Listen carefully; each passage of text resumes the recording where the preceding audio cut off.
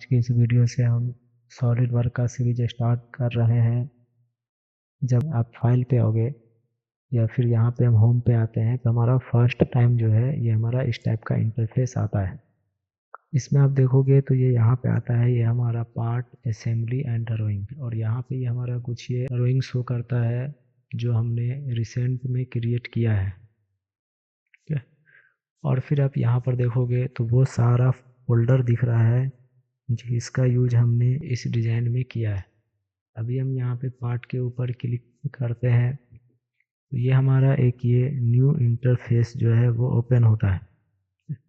इसमें आप देखोगे तो सबसे पहले ये आता है हमारा ये लाइन पे क्लिक करने के बाद ये हमसे पूछ रहा है कि आपको कौन से प्लेन पे वर्क करना है। इसमें हमारा बाय डिफ़ॉल्ट जो है वो 3 प्लेन होता है, एक राइट, एक फ्रंट और एक टॉप। जिस भी प्लेन पे हमें वर्क करना है उस प्लेन को यहाँ से हम सेलेक्ट करेंगे तो ये इसके हम इसके स्केचर व्यू में हम आ जाएंगे। फिर उसके बाद यहाँ पर देखोगे तो ये हमारा कुछ ये इसका ऑप्शन है एज स्केच्ड। यदि हम इसको क्लिक करते हैं और यहाँ से स्टार्ट करते हैं, अभी आप देखोगे इसको हम किसी भी एंगल पे किसी भी डायरेक्शन में हम लाइन को ड्रॉ कर सकते हैं। और यदि हम हॉरिजेंटली आते हैं तो ये एक हमारा हॉरिजेंटल का एक सिंबल शो होता है, और फिर जब हम ऊपर जाते हैं तो ये हमें एक वर्टिकल का एक ये सिंबल आइकन आता है। ये हम उसके अलावा किसी भी एंगल पे जाते हैं तो वो सिंबल जो है वो हमारा नहीं आता है।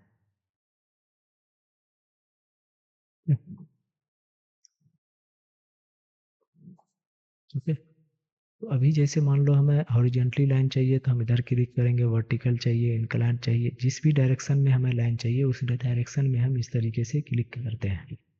उसके बाद आता है कि यदि मान लो हम यहाँ से लाइन लेते हैं तो यहाँ पर आप देखोगे तो एक ऑप्शन आता है हमारा ये एक हॉरिजेंटल का। हम यहाँ पे हॉरिजेंटल के ऊपर क्लिक करते हैं, ये जो है ये सिर्फ हमारा हॉरिजेंटली ही लाइन ड्रॉ करेगा। और यदि हम इसको किसी भी एंगल पे या फिर किसी भी डायरेक्शन में हम ड्रॉ करना चाहते हैं ये हमारा नहीं होगा। फिर उसके बाद हम जब यहाँ पे आते हैं तो फिर उसके बाद आता है ये वर्टिकल। हम यहाँ पे वर्टिकल के ऊपर क्लिक करते हैं तो अब जो है ये हमारा सिर्फ ये वर्टिकल लाइन ही ड्रॉ होगा, बाकी और किसी भी तरीके का हम लाइन ड्रॉ नहीं कर सकते हैं।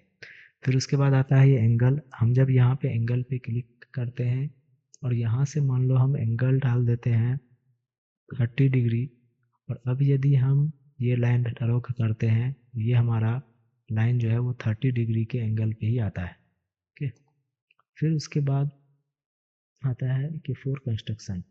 यदि हम यहाँ पे इसको फोर कंस्ट्रक्शन कर देते हैं तो ये हमारा ये लाइन तो है बट हमारे डिज़ाइन को नहीं हो। फिर उसके बाद आता है ये इन्फिनाइट लाइन। यदि हम इन्फिनाइट लाइन पे क्लिक करते हैं तो इसका न तो हमारा ये स्टार्ट पॉइंट होता है और न ही इसका ये हमारा एंडिंग पॉइंट होता है।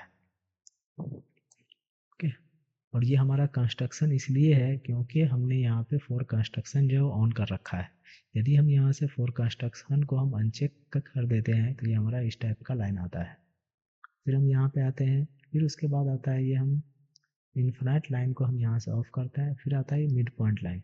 हम मिड पॉइंट लाइन के ऊपर जब क्लिक करते हैं तो इसको हम मिड पॉइंट से हम ये लाइन जो है वो ड्रॉ कर सकते हैं। अभी ये लाइन हमारा एंगल में इसलिए आ रहा है क्योंकि हमने यहाँ से इसको एंगल को चेक कर रखा है। यदि हम एज स्केच हम कर देंगे तो ये हमारा इस टाइप का लाइन जो है ये आता है।